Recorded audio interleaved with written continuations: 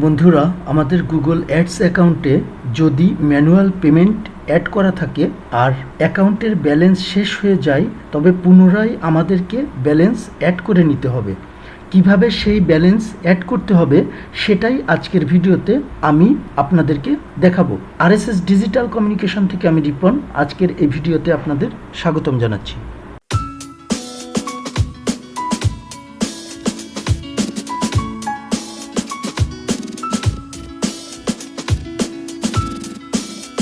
বন্ধুরা, আপনি যদি আমার এই চ্যানেলটিকে এখনও সাবস্ক্রাইব না করে থাকেন তাহলে অনুরোধ থাকবে অবশ্যই সাবস্ক্রাইব করবেন এবং পাশে থাকা বেল বাটনটি অন করে রাখবেন, যাতে করে আমি নতুন কোনো ভিডিও আপলোড করার সাথে সাথে আপনি তার নোটিফিকেশন পেতে পারেন।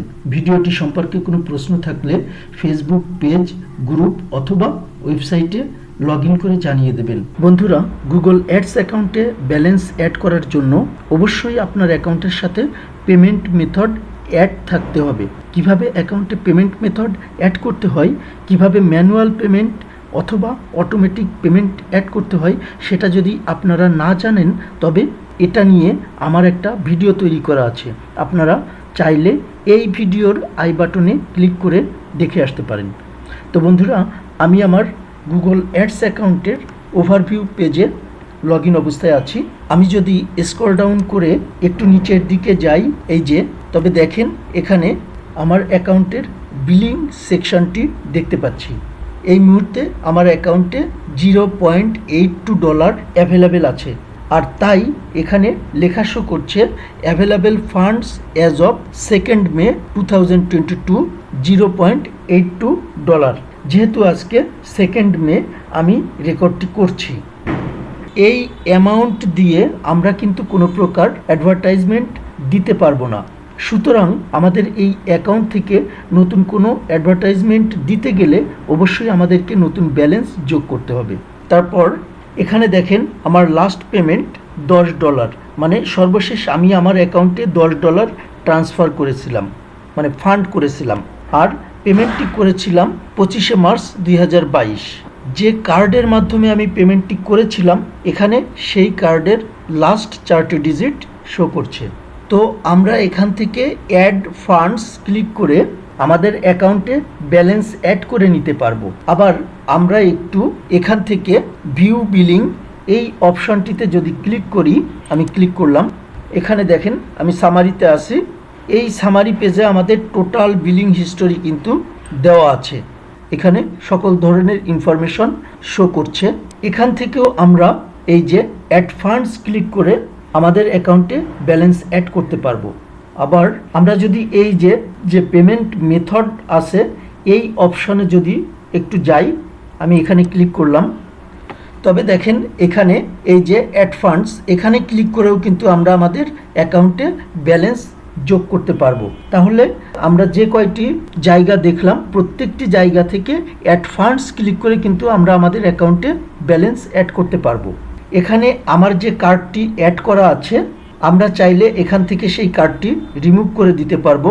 আবার এখান থেকে কার্ডের ইনফরমেশন আমরা এডিট করতে পারবো বা আপডেট করতে পারবো।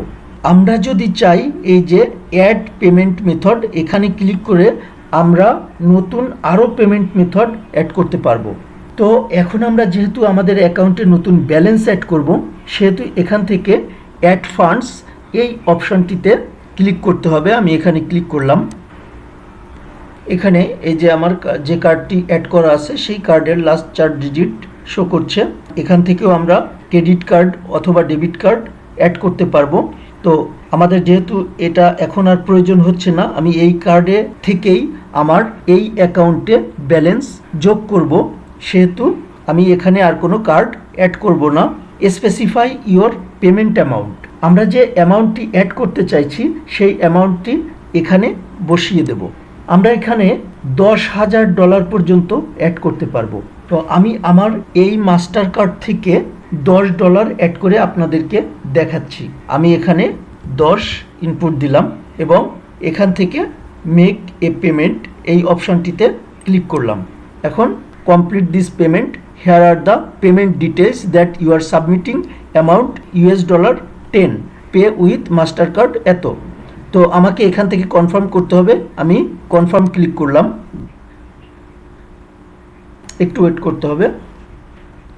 Payment confirmed, thank you for your payment of $10, it could take up to 24 hours for your payment to appear on your transactions page। তার মানে এই যে $10 আমি ট্রান্সফার করলাম, এটা ট্রানজ্যাকশান হতে 24 ঘন্টা পর্যন্ত সময় লাগতে পারে। তবে এটা তারা বলে, কিন্তু সাথে সাথেই সাধারণত ট্রানজ্যাকশানটি হয়ে যায়। তো আমি একটু চেক করে দেখব যে আসলে ট্রানজ্যাকশানটি কমপ্লিট হয়েছে কিনা। আমি এখান থেকে গট ইট ক্লিক করলাম। এখন আবারও আমাদের ওভারভিউ পেজে যাব, তার জন্য এখানে আমি ক্লিক করলাম। স্ক্রল ডাউন করে নিচের দিকে যাব। না, $10 যে ট্রানজ্যাকশানটি আমি করেছি সেটা কিন্তু এখনও পর্যন্ত আমার অ্যাকাউন্টে অ্যাড হয়নি, একটু ওয়েট করতে হবে। আমি আরও কিছুক্ষণ সময় ওয়েট করব, দেখি অ্যাড হয় কি না। তো আমি এখান থেকে একটু রিলোড করে নিচ্ছি। রিলোড করার পর আমি আবারও স্ক্রল ডাউন করে একটু নিচের দিকে যাব।